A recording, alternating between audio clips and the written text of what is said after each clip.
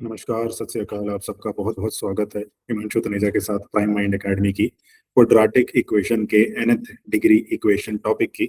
अगर आपको पसंद आ रही है तो इन सारी वीडियोस को लाइक करें, सब्सक्राइब करें, चैनल को अपने फ्रेंड्स के साथ शेयर करें जिनको भी ये सारी वीडियोस देख के कोई हेल्प मिल सकती है। तो स्टार्ट करते हैं इस वीडियो का। क्वेश्चन कुछ ऐसे है, जेईई मेंस 2023 का। The number of points where the curve e to the power 8x minus e to the power 6x minus 3 times e to the power 4x minus e to the power 2x plus 1. Here x belongs to our this case this function it's cuts the x axis. तो कितने point ऐसे होंगे जहां पे ये function x axis को cut कर रहा होगा, ये क्वेश्चन, ये केस हम लोगों से पूछा। तो करना क्या है, यहाँ पे फंक्शन लिया जाएगा and f of x will be substituted as equal to 0. तो फंक्शन को इक्वल टू 0 जब रखा जाएगा, value will B e to the power 8x minus e to the power 6x minus 3 times e to the power 4x minus e to the power 2x plus 1 is equal to 0. इसकी solving will be done by dividing the entire equation by e to the power 4x. पूरी equation को e to the power 4x से divide किया जाएगा। तो जब पूरी equation को e to the power 4x से डिवाइड किया जाएगा, value will B e to the power 4x minus e to the power 2x minus 3 minus 1 upon e to the power 2x plus 1 upon e to the power 4x, and this value will become equal to 0. तो e to the power 4x से total case को divide किया, simplification जो बनी है वो मेरे को आगे बढ़ने में हेल्प करेगी। कैसे हेल्प करेगी? e के फॉर्म में एक क्वाड्रेटिक कन्वर्जन बनाई जाएगी। How? Value will B e to the power 4x plus 1 upon e to the power 4x plus 2 minus e to the power 2x plus 1 upon e to the power 2x minus 5 is equal to 0. 2 से add किया गया है, 2 से subtract किया गया है। यहाँ quadratic बन जाएगा e to the power 2x plus 1 upon e to the power 2x whole square, e to the power 2x plus 1 upon e to the power 2x minus 5 is equal to 0. Substitution, e to the power 2x plus 1 upon e to the power 2x is equal to t. Exponential function को t के form में बना दिया है ताकि एक simple quadratic यहाँ पे फॉर्म हो जाए। Equation will be converted to t square minus t minus 5 is equal to 0. तो t square minus t minus 5 is equal to 0 से सॉल्व करने लगूंगा। t की value 1 plus minus root 21 divided by 2, 1 plus minus root 21 by 2। एक t की value दो exponential function के addition से बना, यानी कि जाहिर सी बात है नेगेटिव तो नहीं हो सकती, तो रिजल्टेंट जो आएगा उसको पॉजिटिव ही लिया जाएगा। तो e to the power x solve करने के लिए पॉजिटिव वैल्यू ही देखी जाएगी।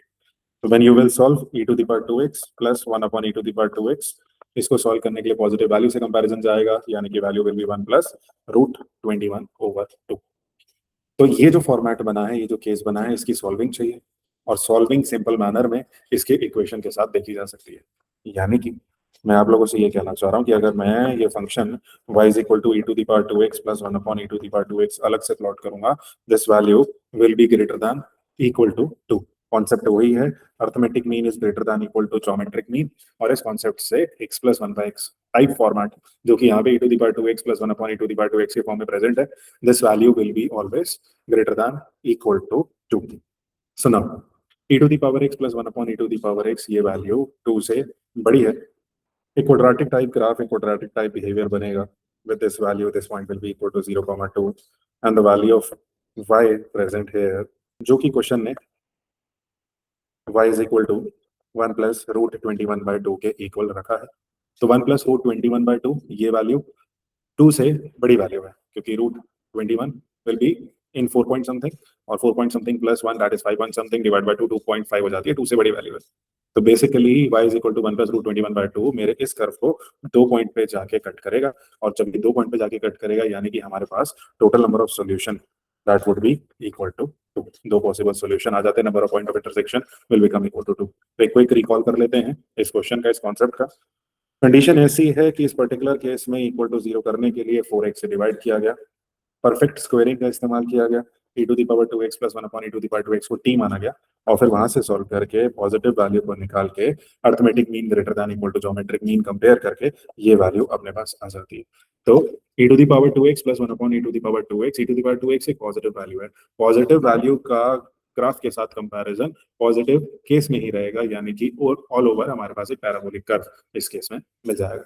इसलिए आंसर जो है दो सॉल्यूशन पे कमेंट किया जा रहा है। इसी फॉर्मेट पे एक क्वेश्चन और देखा जा सकता है। क्वेश्चन है अल्फा की value log to the base 2 9 2x minus 4 plus 13 log to the base 2 5/2 3 की power 2 x minus 4 plus 1 is equal to 2। अब यहाँ पे x square minus 2 summation alpha square plus summation alpha plus 1 का whole square is equal to into beta is equal to 0। अब beta क्या है? then the maximum value of beta for which this equation has real root। तो ये equation बनानी है, beta के maximum value पे कमेंट करना है such that the equation has a real root. तो सबसे पहले हमें ऊपर वाले केस से यानी कि अल्फा के केस से अल्फा की पॉसिबिलिटीज निकालनी है, नीचे वाली क्वाड्रेटिक में सब्स्टिट्यूट करना है और सब्स्टिट्यूट करने के बाद केस बीटा के फॉर्मेट में क्रिएट करना है और इस पूरे फॉर्मेट से जेई का ये क्वेश्चन सॉल्व हो सकता है। सॉल्विंग है, क्वेश्चन लेंदी है, डिफिकल्ट नहीं है। सॉल्व करना शुरू करते हैं। इनफैक्ट ये है सिंप्लीफिकेशन कैसे आप पकड़ पा रहे हो वो आपके आंसर को डिपेंड करता है। सो 3 की पावर 2x या 2 अल्फा माइनस 4 को अज्यूम कर लेते हैं t। 3 की पावर 2 अल्फा माइनस 4 को अज्यूम कर लेते हैं t, जिससे इस क्वेश्चन की सिंप्लीफिकेशन शुरू होगी। कैसे? log to the base 2 t square plus 13 minus log to the base 2 5/2 into t plus 1 and this value becomes equal to 2। तो ऊपर जो कंडीशन प्रेजेंट थी, इक्वेशन प्रेजेंट थी, उसमें एक स्टेप सिंप्लीफिकेशन t बना के हम लोगों ने कर दिया। अब यहाँ पे लॉग प्रॉपर्टीज है, सिंप्लीफिकेशन से आंसर तक पहुंचने की कोशिश करेंगे। log a minus log b is equal to log a by b, यानी कि t square by plus 13 upon 5/2 into t plus 1 is equal to 2। Equation will be t square plus 13 upon 5/2 into t plus 1 is 2 to the power 2, that becomes equal to 4। Now इस quadratic को simplify करके लिखेंगे, that would be t square minus 10t plus 9 is equal to 0। 5/2 into t plus 1 दूसरी side multiply करोगे, LCM लोगे, simplify करोगे तो ये आंसर मिल जाएगा। जहां से t की दो वैल्यूज आती हैं, एक t इज इक्वल टू 1 और दूसरी t इज इक्वल टू 9। तो 1 और 9 t की दो वैल्यूज अपने पास आ गई हैं। इसकी सॉल्विंग पे काम होगा, यानी कि 3 to the power 2 alpha minus 4 भी 1 and 3 to the power 2 alpha minus 4 would be equal to 9। So यहाँ से 2 अल्फा माइनस 4 को एक बार 0 लिख सकते हैं और 2 अल्फा माइनस 4 को एक बार 2 लिख सकते हैं। यहाँ से अल्फा की वैल्यू 2 आ जाती है या फिर अल्फा की वैल्यू 3 आ जाती है। तो अल्फा की पॉसिबिलिटीज हमें मिल गई 2 और 3। ये पॉसिबिलिटी डायरेक्टली जो इक्वेशन दी गई है क्वेश्चन में वहां सब्स्टिट्यूट होगी, ताकि जो आखिरी केस है, कंडीशन है बीटा की वैल्यू पे, वो बनाया जा सके। अभी यहाँ पे और यहाँ पे जैसे जैसे क्वेश्चन ने मांगा है, हम लोग अल्फा की वैल्यूज सब्स्टिट्यूट कर देंगे। समेशन अल्फा, अल्फा की दो वैल्यूज निकली 2 एंड 3, तो summation alpha will be 2 plus 3 that is 5 का whole square and summation alpha plus 1 का स्क्वायर that is 3 square plus 4 square that is 25।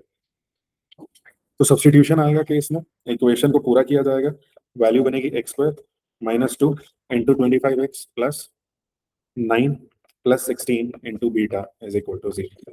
तो वैल्यू बनी x square minus 50x plus 25 beta is equal to 0।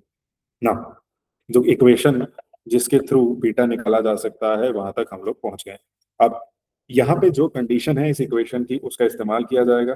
Condition है the equation should have a real root, equation बना ली है, real root की condition को बस बनाना बाकी है।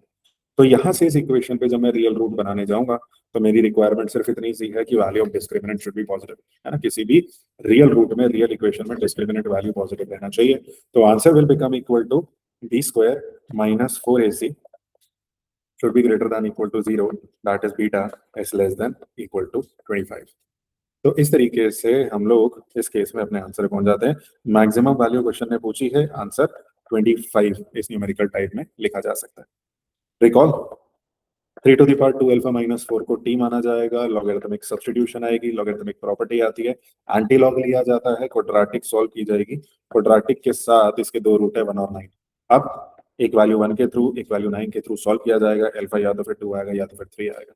सब्स्टिट्यूट करके जैसे क्वेश्चन में मांगा है, वैल्यूज रखी, इक्वेशन बनाई, डिस्क्रिमिनेंट पॉजिटिव निकाला और फाइनल आंसर पे पहुंच गए। तो इस तरीके से जेई के ये क्वेश्चंस सोचे जाते हैं, उनके आंसर्स निकाले जाते हैं। आगे बढ़ते हैं केस के साथ।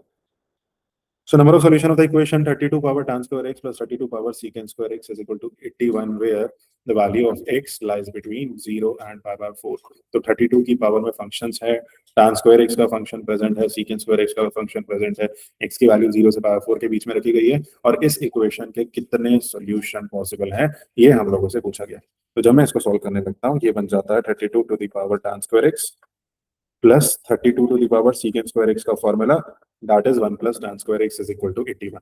Exponential property 32 to the power tan square x plus 32 into 32 to the power tan square x base becoming equal to 32। तो यहाँ से log ले लेने पे अपने पास बनता है tan square x is equal to 81/33 का log, और log आएगा बेस 32 में। ये ऐसे है कि 33 पहले डिवाइड में ले गए, 81/33 बना दिया, फिर ये 32 है इसको बेस में ले जाके log का फंक्शन क्रिएट कर दिया। ठीक है, this is how you will create a logarithm in this function. यहाँ पे tan x की वैल्यू अंडर रूट में log base 32 81/33, and number of solution पे बात की जाए तो number of solution for x belongs to 0 to π/4 will be only one. सिर्फ एक सोल्यूशन पॉसिबल है। इसका लॉजिक भी समझा देता हूँ। होता ये है कि जब आप tan x की वैल्यू 0 से π/4 में रख रहे हो तो वैल्यू 0 से 1 के बीच में आ रही है। अब 81/33 ये जो वैल्यू है log 2 के आसपास की वैल्यू हो जाएगी यार। 33 2 66, तो log 2 से थोड़ी सी बड़ी वैल्यू है विद बेस 32। तो ऑब्वियस सी बात है यहाँ पे ये जो वैल्यू है इससे छोटी है, तो result will be a fractional value. तो 0 से π/4 में tan x एक फ्रैक्शनल वैल्यू दे, एक फ्रैक्शनल आउटपुट दे, वो सिर्फ एक पॉइंट पे हो जाएगा। आसान भाषा में जब आप tan x का ग्राफ 0 से π/4 के बीच में देखते हैं तो आपके पास y की वैल्यू, जब x 0 से π/4 में आएगा tan x के ग्राफ में, तो y की वैल्यू 0 से 1 के बीच में आ जाएगी। और 0 से 1 के बीच में अगर मैं ये वाला log फंक्शन जो कि एक फ्रैक्शनल वैल्यू है उसकी वैल्यू रखने की कोशिश करूं तो that would be log base 32 81/33 का under root, because this would be a fraction value. Exact value calculator से निकल सकती है, बट एक फ्रैक्शन है, 1 से छोटी वैल्यू है, ये तो सीधा ही नजर आ रहा है। 81/2 it's something around 2 point something, base 32 है जो कि 2 पॉइंट समथिंग से बहुत बड़ा है, तो जाहिर सी बात है फ्रैक्शनल आउटपुट ही देगा ये, और अंडर रूट भी फ्रैक्शनल रिजल्ट करेगा। तो इस तरीके से, इस लॉजिक से अपने पास इस केस में सिर्फ एक आंसर आएगा। Recall number of solution of this equation, tan square x बनाया, 32 बाहर आया, 33 नीचे ले जाएगा, 81/33 बेस 32 वैल्यू tan x का अंडर रूट में। 0 से 1 में tan का बिहेवियर, 0 से π/4 में tan का बिहेवियर 0 से 1 के बीच में रहेगा, और फिर यहाँ पे सब्स्टिट्यूट होगी वैल्यू। वैल्यू आ जाती है y is equal to log base 32 81/33 which is a fractional value present here. तो इन फ्रैक्शनल वैल्यू की प्रेजेंस की वजह से मुझे नजर आता है कि एक ही सॉल्यूशन पॉसिबल है। This was the entire explanation of the concept of quadratic equation. हम और वीडियोस भी बनाएंगे आगे। मेरे को किसी ने रिक्वेस्ट किया था ट्रिगोनोमेट्री के टॉपिक के लिए, तो next video will be started with trigonometry only.